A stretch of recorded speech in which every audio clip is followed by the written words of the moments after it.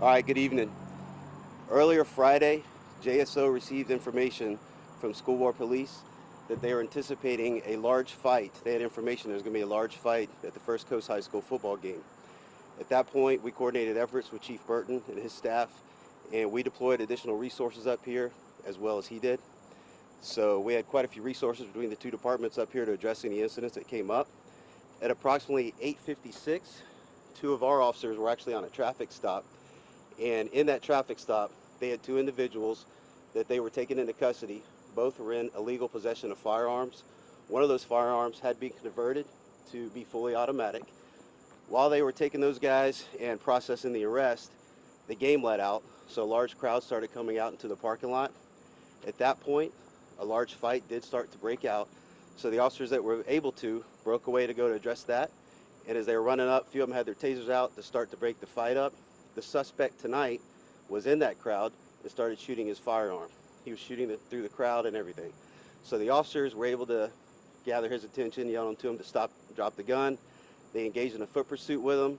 They chased him through the parking lot, where they engaged him toward the end of the parking lot and into the wooded area. The officers fired multiple times. The suspect was able to get through the woods, and he hopped the fence.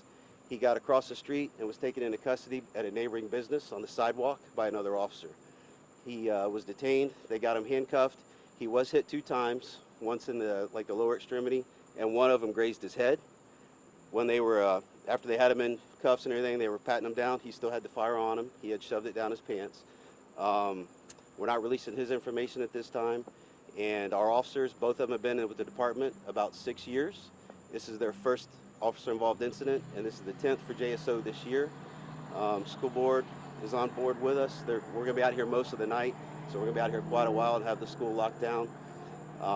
State Attorney's Office is on scene, and they're conducting their independent investigation.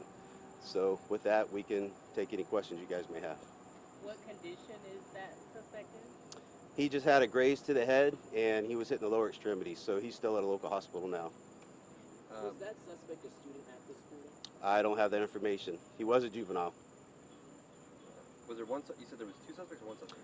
The 2 suspects in the traffic stop were unrelated to this guy. They were actually on school property, and the one entrance is where they stopped the car. They both, like I said, had firearms as well. One of them had been converted, so they were there arresting them for their offenses for illegal possession. This guy, totally unrelated from what we know so far, he comes out in the crowd from the game and just starts shooting his gun. So they went and dealt with that. Okay, so the shooter was at the game. So, well, I don't know if he was at the game. He came in the crowd. He was in the crowd. So correct. When he started. And the crowd came from that direction. So I don't know if he was ever in the game or not. A lot of people were saying that there were a ton of fights in general, like throughout the game. Are you aware of things in the middle of it before and then after too, or was it only after? Chief might be able to address that. I know there were some incidents, and I think that's why the game was cut out. I can answer that. Greg Burton, G-R-E-G-B-U-R-T-O-N, Chief of School Police. There were some fights in the game around the 3rd quarter. The principals got together and decided to end the game during the 3rd quarter because there were several fights that were breaking out. So in order to dispel that violence that was going on, the game was determined to be over at that time. And that's when everyone started walking out, and then more fights, shots. Right. We also had heard from a few different people that there were some people at the game and in the crowd, like throwing up gang signs, things like that. Is there any reason to believe any of what was going on is gang related? I don't have any of that information this time. Nothing we can confirm at this time, no. I mean, it's all still an active investigation, but nothing we can confirm at this time. We've had several shootings over the past few days in Jacksonville, obviously separate areas of town. Can you say whether or not any of this is connected? We have no idea at this point. We're still working through it. It's early in the investigation. There's nothing to indicate it's related. There was some information that I guess this was a family dispute of some kind, but we're still looking into that to verify that.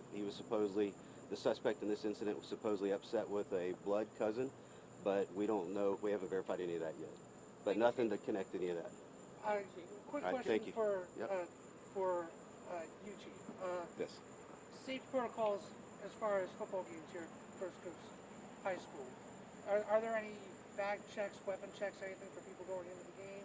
Yes. What are the protocols there? We do have protocols in place. Actually, we had our new weapons detection system that was here, the Evolve system. So we're pretty sure that no weapons got into the game, into the bowl. So we do bag searches, we do wand searches. As I said, we had our Evolve system out.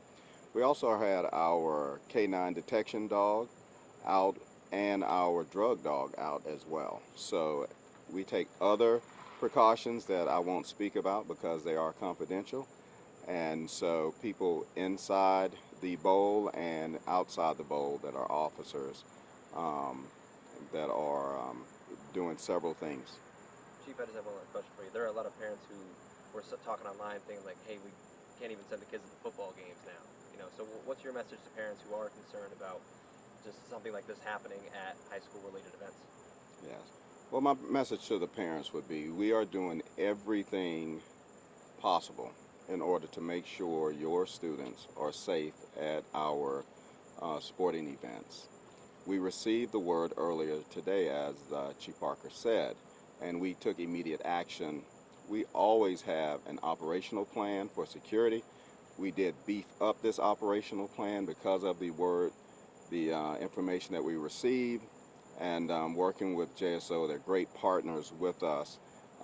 We were able to beef up security quite a bit to prevent something that could have been even greater tragedy than what may have occurred today.